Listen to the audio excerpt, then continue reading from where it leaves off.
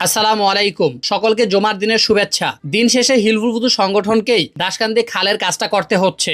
আপনারা দেখেছেন গত কিছুদিন আগে খালের যে পাইপগুলো ভেঙে গিয়েছিল সেগুলো আমরা লাগিয়েছিলাম, ভেবেছিলাম এই কাজটা সরকারিভাবেই হবে, কিন্তু দুঃখজনক হলেও সত্য এই কাজটা সরকারিভাবে হচ্ছে না। এজন্য আমরা হিলফুল ফুতু সংগঠনের পক্ষ থেকে উদ্যোগটা নিয়েছি। প্রথমে একটা কথা বলে দেই, কেন আমরা তাড়াহুড়া করে এই কাজটা করতেছি। তার সবচেয়ে বড় কারণ হচ্ছে যেভাবে প্রতিনিয়ত বৃষ্টি হচ্ছে, দেখা যাবে নদীর পানি যদি আরেকটু বেড়ে যায় তাহলে এই জায়গাটা ভেঙে যেতে পারে। আর এই খালের অংশটা যদি ভেঙে যায় তাহলে এদিক দিয়ে হাজার হাজার পরিবার অনেক বেশি বিপদে পড়ে যাবে। এখানেই শেষ নয়, আমাদের অত্র এলাকার মধ্যে যে কৃষি জমিগুলো আছে সবগুলা পানির নিচে তলিয়ে গিয়ে নষ্ট হয়ে যাবে, কারণ আমাদের জমির মধ্যে এখনো অনেক ফসল রয়ে গেছে। যাই হোক, এই কাজটা করতে গিয়ে আমাদের সবচেয়ে বড় বাধা ছিল আমরা কোথা থেকে মাটি পেতে পারি। আশেপাশে থেকে মাটি না পাওয়ায় এবং বালুর মাধ্যমে কাজটা করতে গিয়ে সমস্যা হতে পারে, এজন্য আমরা ট্রাক ভর্তি মাটি কিনে এই কাজটা করার জন্য সিদ্ধান্ত নেই। তারপর আজকে মাটির বিষয়টা নিশ্চিত হওয়ার পর আমরা কাজটা শুরু করে দেই। আমরা সকাল 10টার দিকে আসমানিয়া বাজারে চলে যাই, সেখানে বিভিন্ন ধরনের বাঁশ এবং বেড়া দেখতে থাকি, কারণ আমাদেরকে মাটি ফেলানোর জন্য ভালো করে বাঁশের বেড়া দিতে হবে।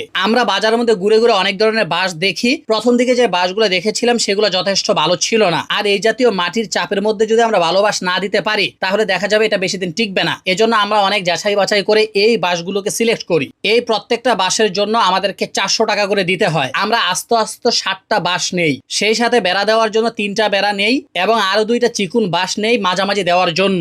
এই সবগুলো জিনিসের একসাথে দাম আসে 5700 টাকা এবং ব্যান ভাড়া বাবদ আমরা দেই আরো 500 টাকা। যাই হোক, জুমার আগে সবকিছু চলে আসে, জুমার পরে খাওয়া দাওয়া করে আমরা এসে কাজে লেগে যাই। আমাদের হাতে এই বেলাটাই সময় আছে, কারণ আগামীকাল সকাল থেকে ইনশাআল্লাহ মাটি ফেলানোর কাজটা শুরু হয়ে যাবে। এখানে আমাদেরকে অনেকগুলো খোঁটা দিতে হবে। কিছু খোঁটা থাকবে যেগুলো শুকনো জায়গার মধ্যে, সেখানে আমরা মাটি খুঁড়ে গর্ত করে দিতে পারবো। আর মাঝামাঝি যে গভীর জায়গাটা সেখানের মধ্যে বাঁশগুলো কিন্তু আমাদেরকে কয়েকজন মিলে গেঁথে দিতে হবে। এজন্য আমরা কিছু কিছু বাঁশের গোড়াগুলোকে সুচালো করে নিচ্ছিলাম। আমরা আমাদের সংগঠনের 10ম প্রতিষ্ঠা বার্ষিকীতে সকল সদস্যদের জন্য ড্রেস বানিয়েছিলাম, যদিও আমরা অধিকাংশ কাজের সময় দেখা যায় নিয়ম করে সেই ড্রেসগুলো পরি না, তবে আজকে অনাকাঙ্ক্ষিতভাবে আলহামদুলিল্লাহ অনেক সদস্যই কিন্তু সেই ড্রেসগুলো পরে এসেছে। একসাথে ড্রেসগুলো পরে কাজ করলে অনেক বেশি ভালো লাগে। আচ্ছা, যাই হোক, আমাদের কয়েকজন সদস্য নিচে নেমে কাজ করে। তারা প্রথমে বাঁশগুলোকে অনেক কষ্ট করে মাটির নিচে গেড়ে দেয়। বাঁশগুলো কিন্তু অনেক লম্বা ছিল, প্রায় 12 হাতের উপরে, আর সেই বাঁশগুলোকে এভাবে মাটির মধ্যে বসানোর কাজটা ছিল অনেক বেশি কঠিন, কিন্তু কোনো উপায় ছিল না, কারণ এই জায়গার মধ্যে যে পরিমাণ কাদা সেখানে কিন্তু গর্ত করে দেওয়ার মতো কোনো সুযোগ নেই।